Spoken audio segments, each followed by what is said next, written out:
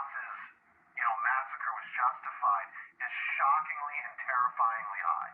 And so we really have a TikTok problem, a Gen Z problem, that our community needs to put the same brains that gave us Taglit, the same brains that gave us all these other amazing inventions, need to put our energy toward this, like, fast. Because again, like, we've been chasing this left-right divide. It's the wrong game.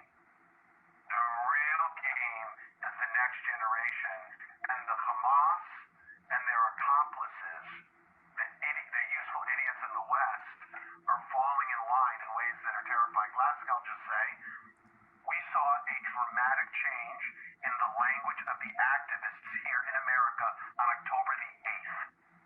The language of groups that we've long tracked, who've long been problematic, like Students for Justice in Palestine and Jewish Voices for Peace, they flipped like this and went to like Iranian propaganda. The language I could show you from their toolkits, because our analysts are in their groups. We saw this again on October the 8th. It was that fast. Like, the language in their toolkits was all about the Zionist entity and lots of other language that we recognized from Iranian propaganda. So, look what's happening at our college campuses right now in this country.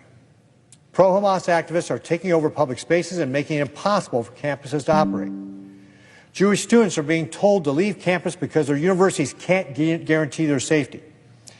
There are a lot of other things wrong with this, including the failure to prioritize student safety over appeasement of terrorist sympathizers. But why is this happening? Well, let's look at where young people are getting their news. Nearly a third of adults 18 to 29, these young people in the U.S., are regularly getting their news exclusively from TikTok.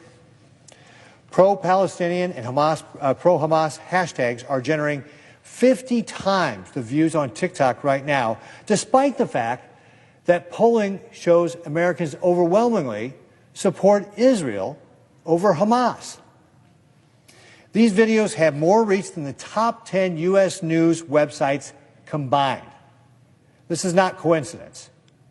The Chinese Communist Party is doing this on purpose. They are pushing this racist agenda with the intention of undermining our democratic values. And if you look at what's happening at Columbia University and other campuses across the country right now, they're winning.